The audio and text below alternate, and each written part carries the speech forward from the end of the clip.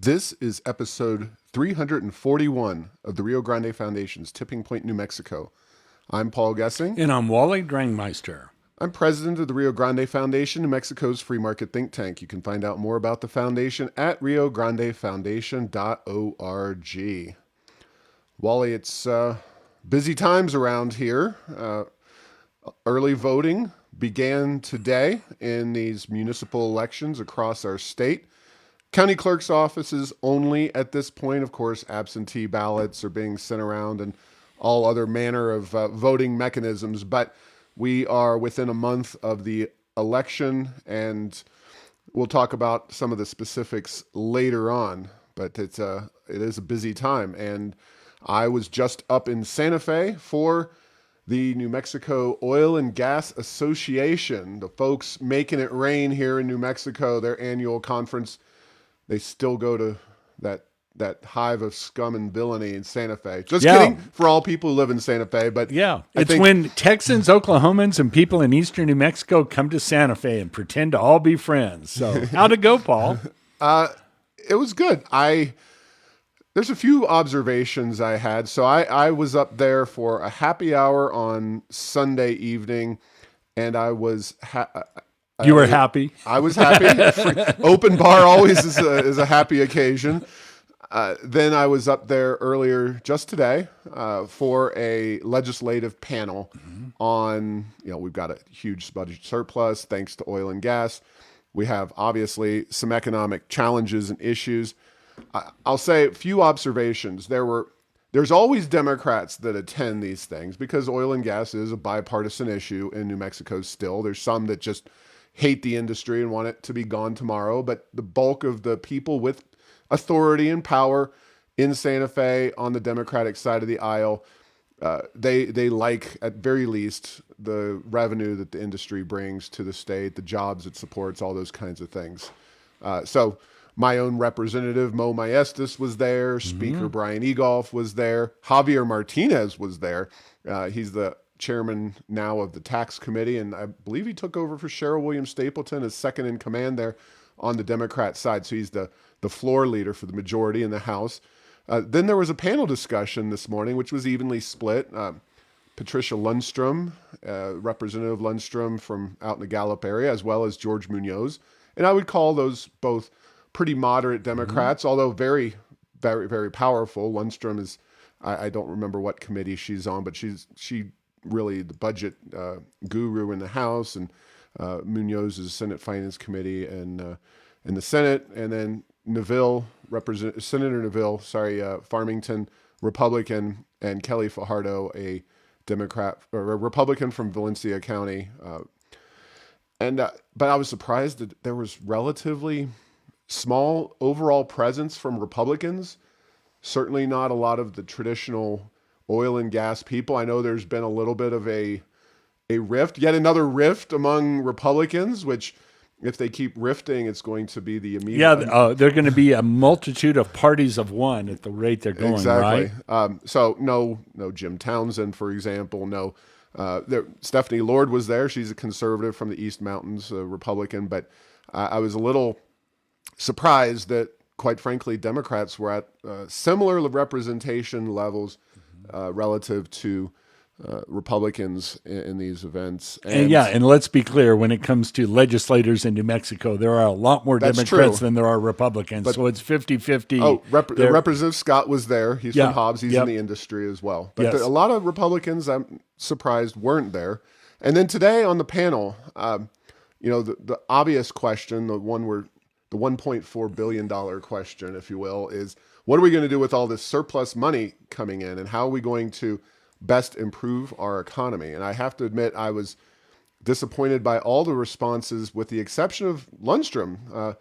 Patty Lundstrom's the one that brought up the gross receipts tax, eliminating pyramiding, and I asked a follow-up question of that, and I still thought Lundstrom had the best answers and responses, and it's good to see that being percolating on the both sides of the aisle. Obviously, Democrats have the sway there; they can do this if they want to. But when Republicans talk about how do we use this money? I'm not saying infrastructure is not a good idea, but infrastructure is not a transformative economic policy, no matter where you are, whether it's obviously the federal infrastructure bill or any other part of New Mexico. Yes, we need to spend money to shore up needed infrastructure, roads in southeastern New Mexico, especially in oil and gas areas. But you got to have a better answer, quite frankly, than infrastructure. And what do they mean? Do they mean roads? Do they mean broadband? Do they mean something that, you know what I'm saying? Childcare. No, just, yeah, sorry, no, they could mean that. That's the thing. Infrastructure is one of those terms like Right. equity and fairness. It means a lot of things, different things to different people. which is indeed a second component of the problem with the focus on infrastructure, because it is something that means different things to everybody that hears that term. I hope and expect that would involve roads and bridges here in New Mexico.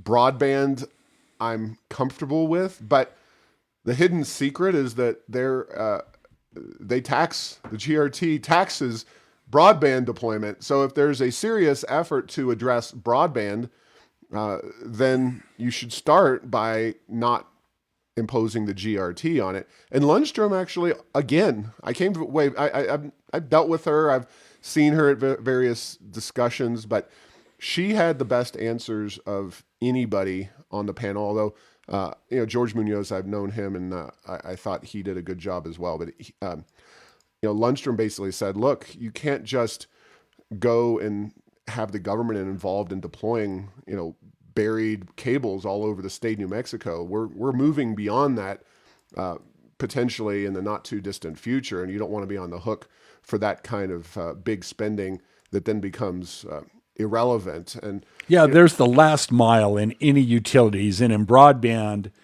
right now there is no over-the-air last mile solution for electricity or natural gas. There certainly is for internet connection, and maybe last 1,000 miles. Basically, it's really pricey, but if you want to pay the price, you can use satellite in your cabin out in the middle of literally nowhere to get internet connection. So that's interesting. Yeah, and certainly broadband has taken on new importance over the last year and a half, but I don't know that it's a true economic driver. I certainly want the private sector to be largely responsible. I don't want a bunch of municipal broadband, state-run broadband. That is, and I agree with Representative Lundstrom that is not the way to go, which she largely alluded to. So it's an interesting question, what infrastructure really means. I hope it's limited. I hope they're not getting into the business of subsidizing free bus transit like the city of Albuquerque. That is a terrible use of infrastructure, as is the rail runner, which should still be gotten rid of completely. And mass transit in general is a thing that has, I think, outlived its usefulness. And space travel? I guess. I mean, we can always build another terminal down there at Spaceport America. Now, Wally, you have familiarized yourself with something, and I did not go up and hear the governor. I think we know the governor's position on oil and gas, which is she really likes the money, but she definitely wants to burnish her green image. And she brought up an issue called, an issue. She brought up an element, but an issue relating to hydrogen that got a lot of coverage in the Albuquerque Journal. And quite frankly, we haven't looked carefully at hydrogen as a technology or what it would mean in whatever fields it's deployed, but you apparently have. So tell us a little bit, give us the elevator speech on hydrogen, pros and cons. Yeah, well, you can make hydrogen, and the two probably most prominent ways to do it, you can make it out of basically any fossil fuel. You can make it out of coal, you can make it out of oil, but you can make it relatively easily out of methane, out of natural gas. And then the problem is that you have the carbon dioxide, and then what do you do with that? And so-called blue hydrogen is hydrogen made out of natural gas. And then under most definitions, you would take that hydrogen or carbon dioxide and sequester it, much like Enchant Energy is working to sequester the carbon dioxide captured from the San Juan Generating Station, a coal-fired plant. So that's blue hydrogen. And then so-called green hydrogen is you use electricity, but for green hydrogen, you only use renewable electricity. You don't use natural gas or coal or nuclear. And you basically, H2O, you basically break off the H from the 2O and you have hydrogen and oxygen. And so to do that, you need a lot of electric power and you need a lot of water and you need sophisticated equipment to make it all happen. And so is it green? They say it is if you use renewable power, renewable energy. And boy, there's a ton of that that's available certain parts of the day, particularly solar during the middle of the day. Most places are getting very quickly to have more than they need. So there needs to be an overflow. The problem with that is, and I've been reading some kind of investment analysis and strategic analysis, is the equipment to build that. I don't think that you're going to want to just make quote unquote green hydrogen when there's excess electricity coming from solar panels. You have equipment, you're going to want it happening a long time, which again leads me strategically to just the questions are, well, what do we do? You have wind and solar and battery, and they're all, let's just say they're green for sake of argument, but they're not very reliable. And, you know, in the case of wind and solar, when the sun doesn't shine and the wind doesn't blow and transmission to get them where you need them, it's still hurting. And then batteries help, but they're not perfect, and there's lots of problems with that. So in the meantime, what do you have is you have natural gas. That's the source. That's when you can still build a plant, not very easily, but you can build them. They're trying to shut down coal, which will make the need for natural gas more. And nuclear power plants will just be shut down. They're getting close to their design lives anyway. Even if we love nuclear, without new plants, that will taper off into the sunset. So we have a lot of complicating issues to go on now. And things like the Energy Transition Act, Paul, very aspirational. We're going to be 100% renewable by this date and that date without necessarily technologies to get there. So could hydrogen help? It can, because we were talking right before the show, hydrogen is a little like electricity. Yes, it's the pure form. It's a relatively pure form of energy, just like electricity is, but it comes from somewhere else. So I think it helps to think of it as a way to move energy from one place to another. And so, you know, if you make hydrogen, well, or store it over time, you know, because one of the things is with batteries are not a good way right now at scale to store excess electricity. Well, if you have excess electricity of any kind, you could make hydrogen and then turn that back into electricity when you needed to. So it's all very complicated, require tons of optimization. Mm-hmm. And Paul, I have a feeling in 50, 60 years, we'll probably have some hydrogen out there. In the short term, I think there will be projects. I know there are projects underway. The Escalante Power Station is looking at a repowering of that using some hydrogen technology, I believe, along the blue line, meaning natural gas. So things are happening in New Mexico.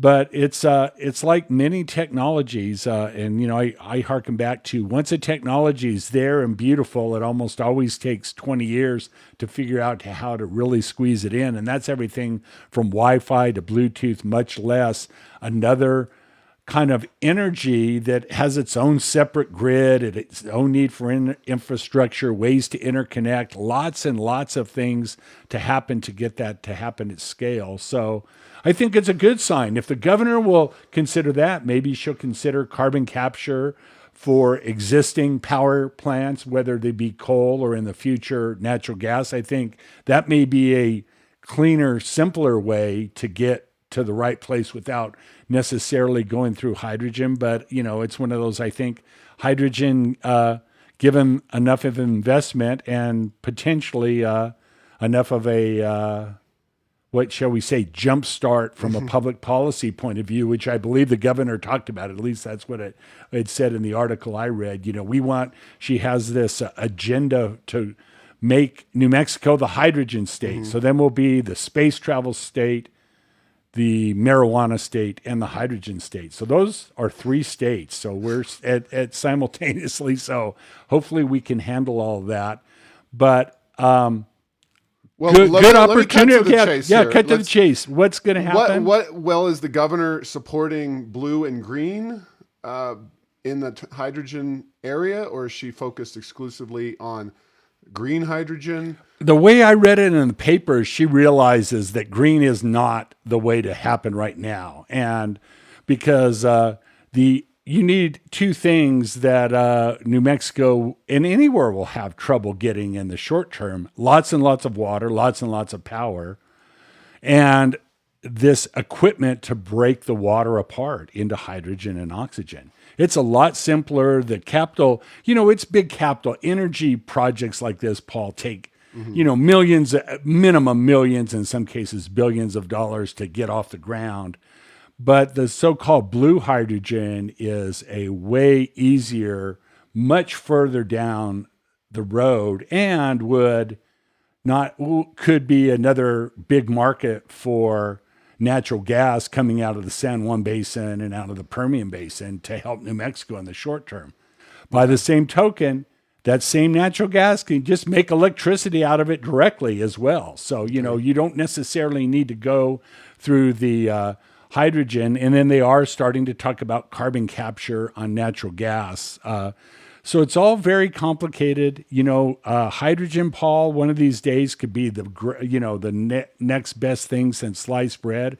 Or we could look back in 10 or 20 years and say, man, that was like a Betamax tape of a technology. It was good and maybe better than some, but for a variety of economic and very functional reasons, it didn't get off the ground in a big way. So, there's no guarantee that hydrogen is going to be the way to go in the future. And Paul, natural gas, it may surprise people. There are natural gas explosions. Don't want to say there aren't. It's a flammable substance. You can get fires and explosions, but the gas lines of natural gas utilities are cut every day, and it's a very narrow window of the exact mix of air and natural gas that's very flammable. Hydrogen, on the other hand, and people point to the Hindenburg, and it's like, it is the example. Hydrogen is not very difficult to get to combust. And so the amount of safety that's required to handle that substance relative to what's necessary for natural gas, it's an order of magnitude greater, which is, again, why I don't think that we're going to see, a natural gas filling station anytime soon for cars. We might see it for over-the-road trucks in my abbreviated lifetime. I'm a little older than you, so. All right. Well, that's all very interesting, and it'll be interesting to see what our governor does. She is always on the lookout for ways to engage with the environmentalists and try to at least give them a shiny object. Sometimes it's real policy. Sometimes it's just a literal shiny object just out there to get them interested in supporting her and her policies. I guess it's good that it's not something that's inherently awful from the free market conservative perspective. I'm not super excited about spending more money and researching something that seems to be more status quo, but if it gets the environmentalists to kind of politically leave traditional energy sources alone, then I'm all for it. But time will tell, and thanks for that information. Now, Wally, you been to Balloon Fiesta yet? No, have plans to go Thursday morning, dark 30. So all right. Well, we took the kids over on Saturday evening for the Balloon Glow, and just want to reemphasize what an amazing event. Truly unlike virtually anything else around. I know there's unique and amazing events all over the country and the globe, but International Balloon Fiesta is something very special, and we've had so far just incredible weather for it. I wanted to give a report, especially because this year it's been a little more politicized with our governor's sour grapes remarks about their lack of vaccination requirements. And we went but we would not have gone had there been a vaccine requirement. And Pope Joy just said they're going to require one. It's not because we're not vaccinated. It's because I think on a principled basis, we have real policy concerns as individuals about venues that you go to mandating essentially a medical procedure. And I think the level of necessity there is quite minimal. But I digress. The Balloon Fiesta was a great event. There was a long line to get in, checking bags and whatnot. Right. Maybe between 5 and 10% masks, maybe closer to 5% people were on masks the field in the line. No, in the line. And then on the field, that number probably went to closer to 5 to 1%. So a very minimal number. Again, there's the virtue signaling, then there's the expressed preference of where people actually stand. And people may say, they're COVID crazy, they won't go out of their house, they won't do this, they won't do that. Maybe, and there are people maybe out there, it was wall-to-wall people on Saturday. Obviously, still, you're outside, plenty of space to spread out in general, watch the balloons, watch all the incredible events, the fireworks, the sky divers, and the whole 9 yards. Just a really great event, and something we're very blessed to have here in New Mexico, in Albuquerque. And I'll just say that to circle back, as Jen Psaki likes to say, to that. She never circles back, though. No, she doesn't. I'm circling directly back to the previous conversation. You can't build a solar-powered hot air balloon. You might be able to do it was hydrogen. Yes. Might be dangerous. They had, no, it not might be dangerous. It is dangerous. Well, they had gas-filled balloons. They were doing a race. I presume it was helium. Yeah, but helium's in very short supply. It's a interesting commodity. We Used don't to have be the helium reserve. So you can absolutely use hydrogen in balloons. But again, if you've seen the Hindenburg, you don't want to accidentally have a nylon envelope spark your hydrogen. So. That is definitely the case. It's just a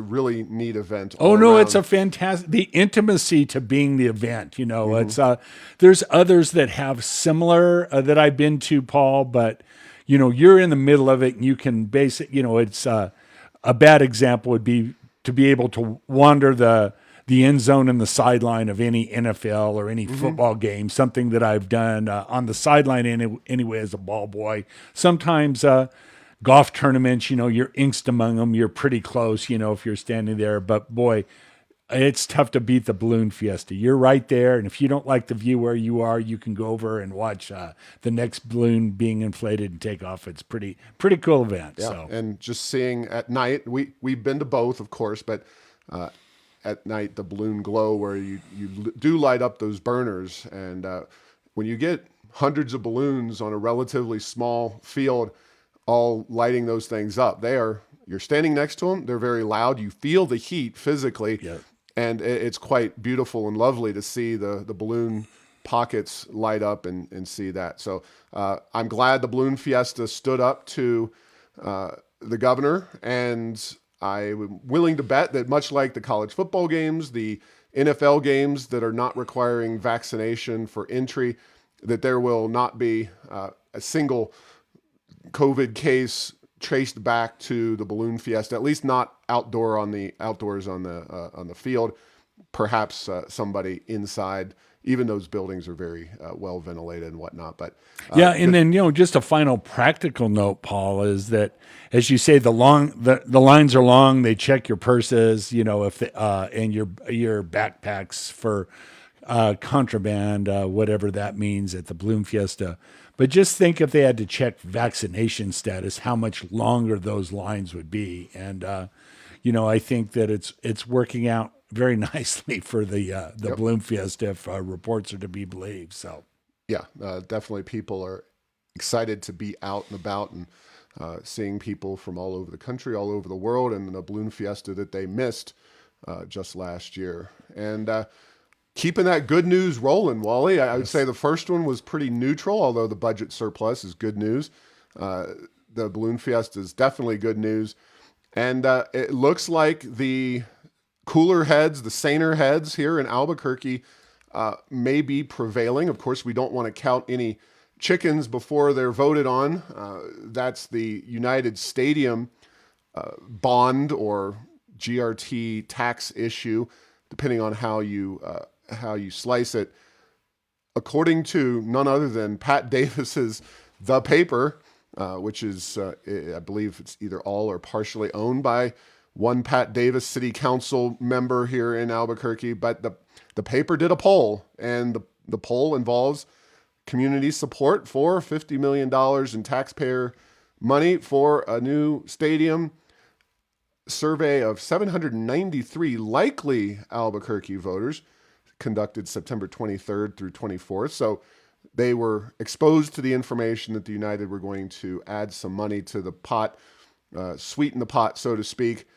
But it looks like 59%, according to The Paper, oppose the stadium bonds as that poll was taken. So 23% support, 17% are unsure. This is good news for local taxpayers. The Rio Grande Foundation has been pretty much alone in leading the charge. And between you and me, Wally, and all of our podcast listeners, I've been playing the role of the stadium, anti-stadium taxpayer-funded stadium side with KOAT. I've been on KOAT a number of times talking about this particular issue. So it's any thoughts on the stadium? Are you surprised by this? I am mildly surprised, but far from shocked. I think what the people who took those polls and potentially a broader electorate in Albuquerque are saying is that we have some problems we need to address, and this is not chief among them. And it's one of those that's a very popular. New Mexico United is very popular. Soccer is very popular. The team does a good job. It has a good product it puts on the field. But is this really what we ought to be investing in as a city? And, Paul, you've had guests on the podcast talking about stadiums in general. But I think that deep down, a lot of voters are saying, yeah, maybe this isn't the right thing. And the whole argument is that whether we building this stadium doesn't take away from anything else. Well, that's just patently not true. It takes away from something, whether it be now or later, because as you've pointed out in some of the pieces I've seen, bonds are future tax revenue. Mm-hmm. So you can pay for current tax revenue now or bond it, which is tax revenue over time, plus interest, I might add. So it's actually more expensive from a total taxpayer bill. And I think maybe the voters of Albuquerque are onto something and figuring all of that out. And I do know there's a frustration, with crime in Albuquerque still. There's some progress in some areas, but I've also noticed that since the bond issue came up, there's been a lot more of the homeless encampments cleaned up, at least off the interstate. Now, I'm not saying those are related or not, but never. Could never. But that's a good point right there. Is that people know that there's issues and they want those dealt with, because even if you're a New Mexico United soccer fan, that's an hour, several times a year. Whereas the problems with crime and homelessness in New Mexico and in Albuquerque are an everyday occurrence that it's impacting the entire city on a daily basis. So yeah, and just to be clear. Voting just started at county clerk's offices.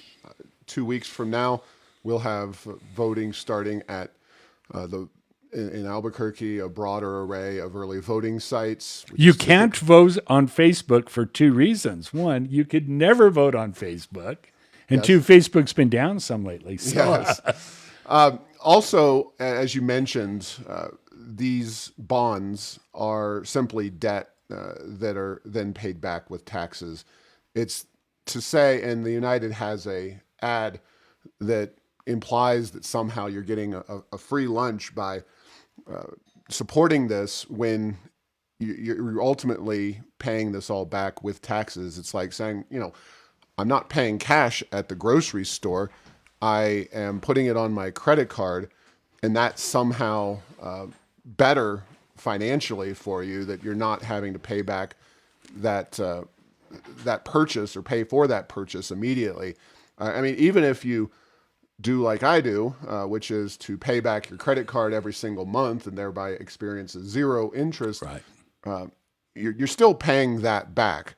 Now, interest rates are very low, so ultimately, if the stadium, I think we calculated based on some approximations, $50 million, which is a lowball figure, you're ultimately paying 20 years close to $60 million, which is relatively low in terms of interest rates. But you're still paying all the corpus back, and then the principal back, and then the interest rates added on top of that.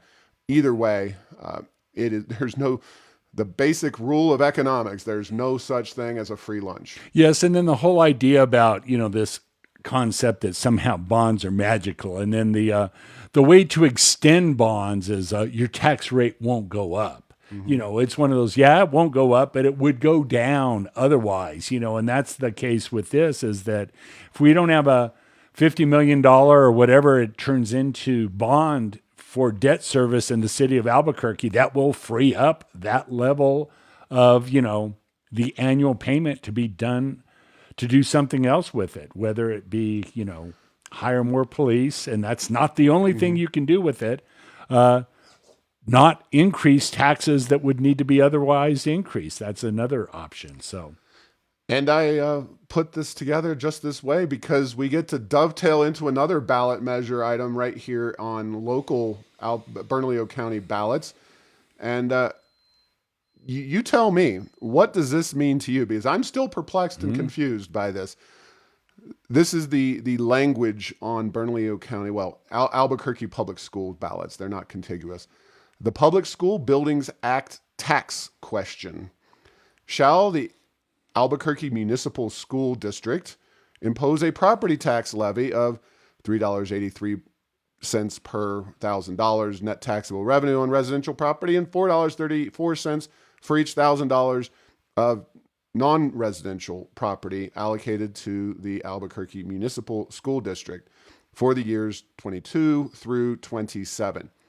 Now, that seems to me to be a tax increase on your property tax. I talked to KOAT about that too, Channel 7, and I haven't gotten a straight answer from APS in terms of, is this a renewal of a tax or is this a new tax? It certainly strikes me, because there's other renewals of taxes on the ballot. This one seems that to be a new one. It is a new tax. Unlike the 2019, that was when APS was asking for money, it was a special election. It was highly contentious and focused on, again, we won that one overwhelmingly, but it seems to me that there should be some conversation here about this APS measure, which hasn't happened at all. Yeah, and there's two ways your property taxes go up. They raise the rate, or they raise the base on which the property tax is computed. And this sounds to me, Paul, just as you describe it, that they're adding additional amounts into the base upon which property taxes are computed for APS. Now, to your point, is this a renewal? Is this one of your property taxes will not go up, they will just maintain at the same level? Or is it new? Nothing in what you read to me, I think that there's not a clue in there as to which of those it is. And so that's an interesting one. More information is needed. Right. It strikes me as a property tax increase. And, I'm happy to talk to anybody. I've talked to Bob Clark. I've talked to Channel 7, like I said.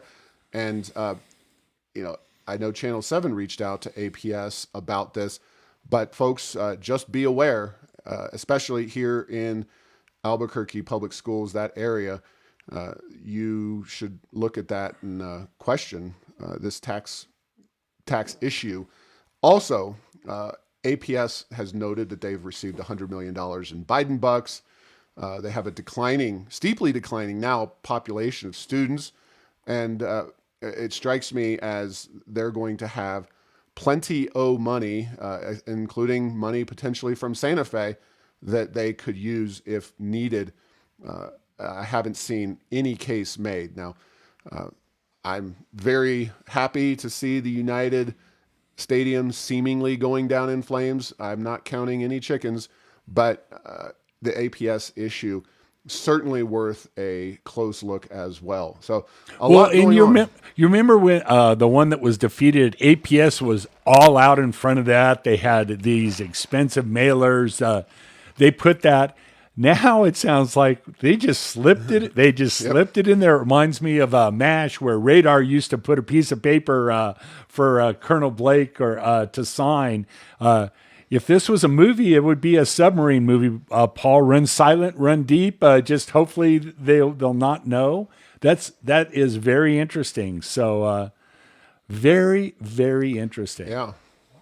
And we can vote today, and there's not been really much discussion about that.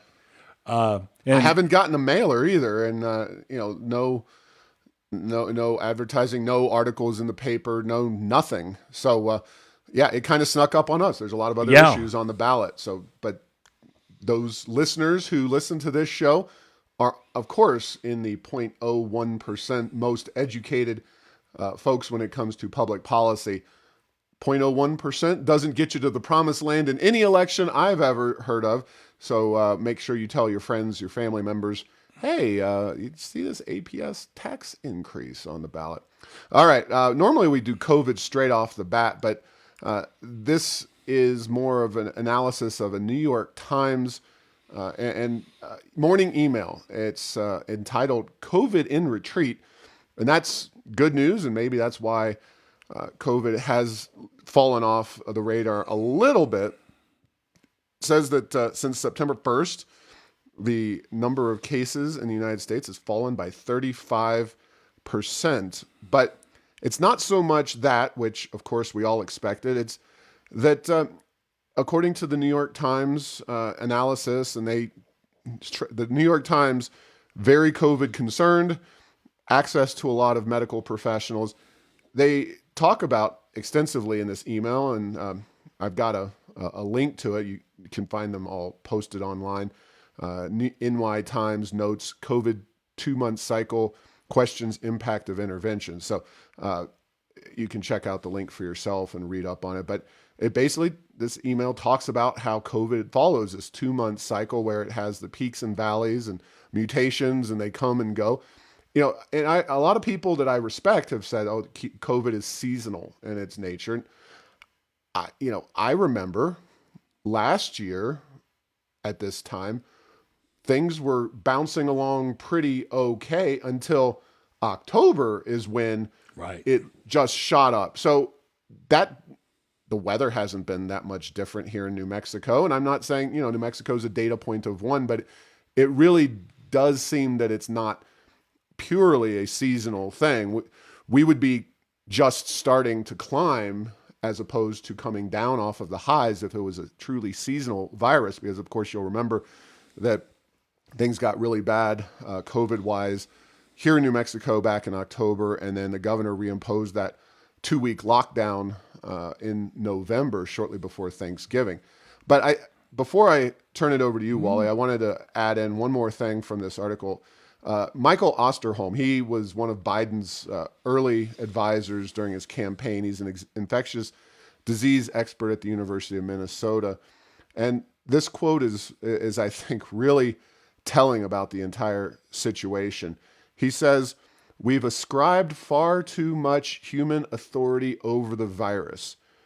In other words, so much of what the government, not just here in New Mexico, but nationwide and worldwide, worldwide, has been largely ineffective. And this email and specifically doesn't even talk about the vaccines, which I think you and I still agree that the vaccines are the best defense we have. But to quote, I believe it's Berenson, I forget his last name, Alex Berenson, former New York Times writer, booted off of Twitter at one point for being too kind of skeptical of a lot of government policies. He said, "Virus is gonna virus," and I think that is a shorter and more succinct summary of what Dr. Osterholm, who's by no means a COVID skeptic, he's a Biden-oriented COVID advisor, is saying as well. And it just seems that maybe aggressive government management and lockdowns and all the policies that we've talked about are seen done over the last year and a half here and abroad. They ain't going to do much.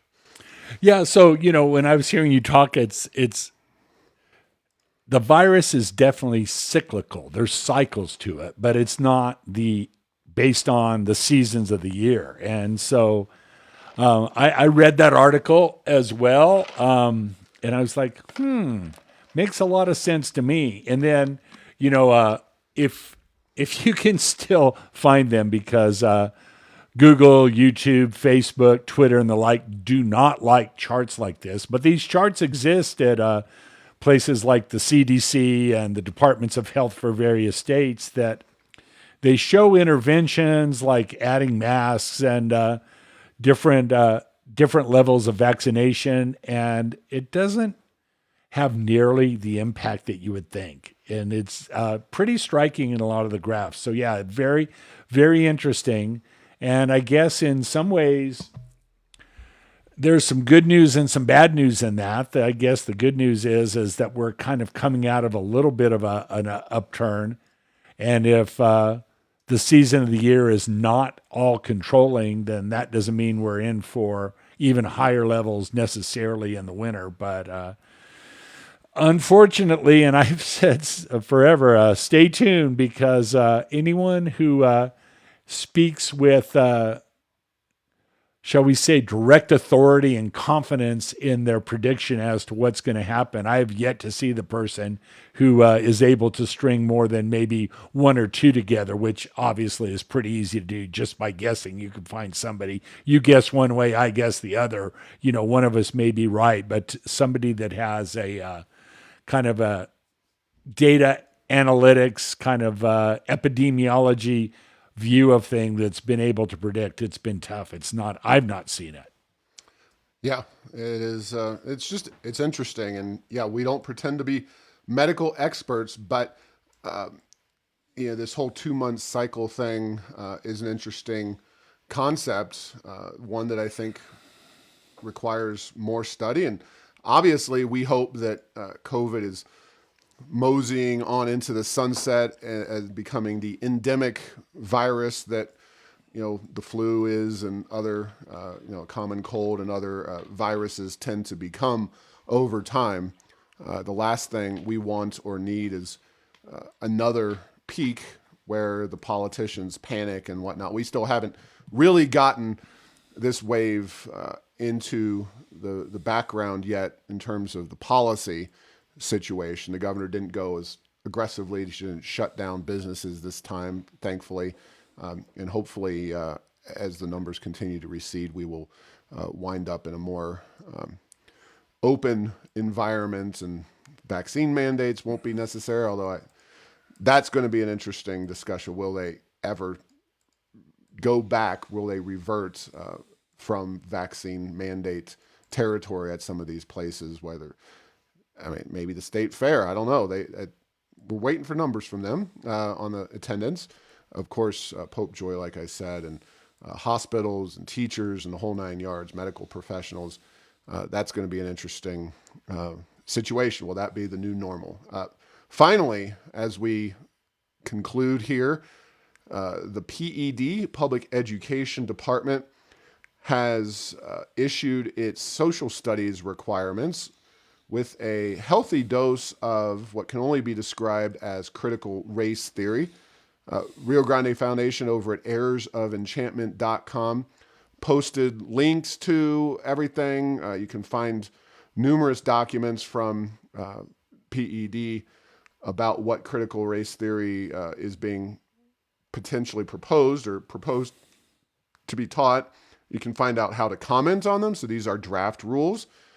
But there are a few highlights or lowlights, and there's 10 that we go through. It's not that there's not more, but I think these are 10 of the most indicative of what critical race theory really is being done, having done in New Mexico schools or will be done.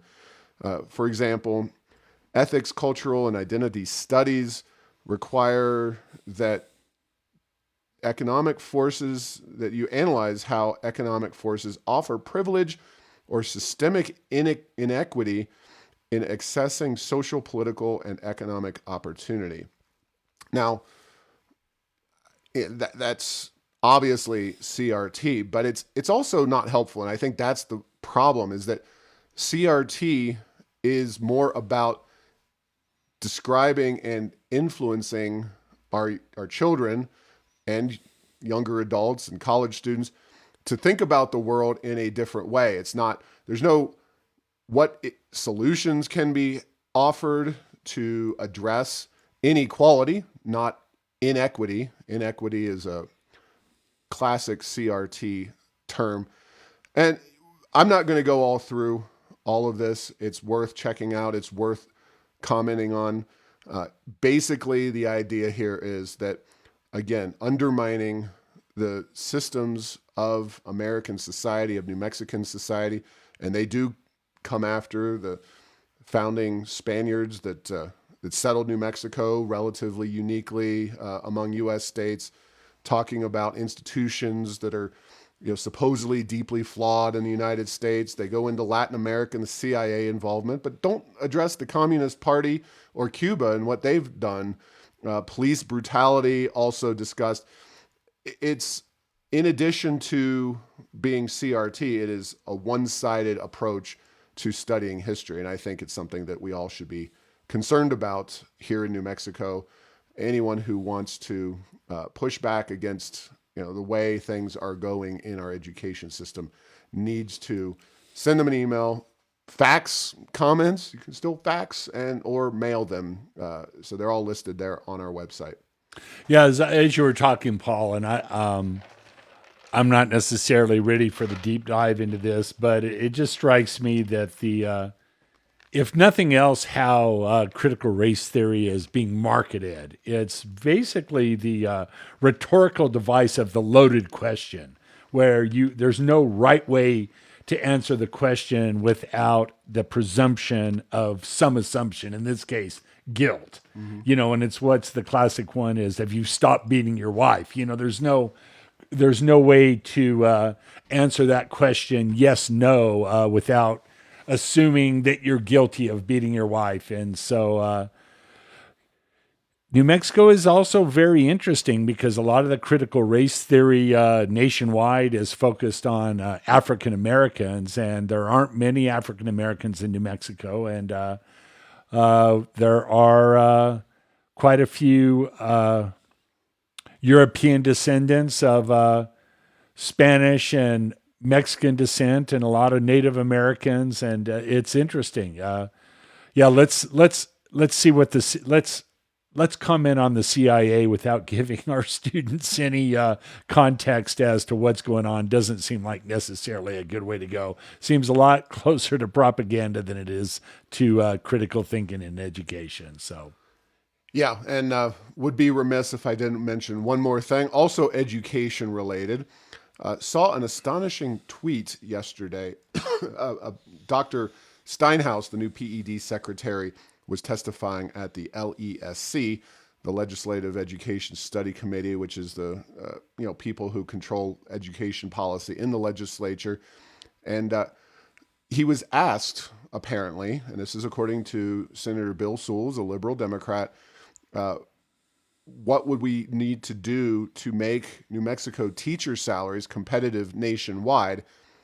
And according to Sewells, Steinhaus said we would need to about double salaries for teachers. Now, that is a very expensive and questionable tactic, not the least of which because, pay and qualification are not directly related. But I went to the august source for all education data, the National Education Association, Right. Wally, and the average salary for a New Mexico teacher is $54,256.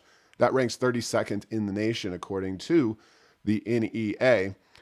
New York is the highest paid when it comes to teachers. At 108,000? New. Oh, that's double, right, Paul? If I'm doing got my that. math right. Good job. $87,069, most highly paid state in the country. New York, especially New York City, is a very expensive place to live.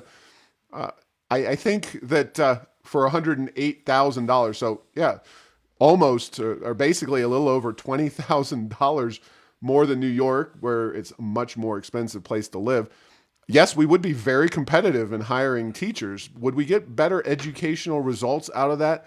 I question, even with those kinds of numbers, what the results would look like. But please, Miss Dr. Steinhaus, Show your work. You Yes. remember that? So just because you get the right, if you have an answer, show your work. I just question whether he's familiar with the average teacher salary in the state of New Mexico with that kind of statement so far out of left field. So, Right.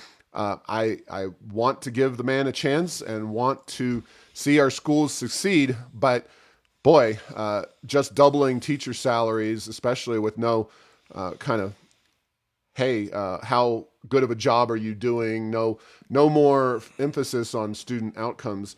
Seems like a harebrained idea, to say the least.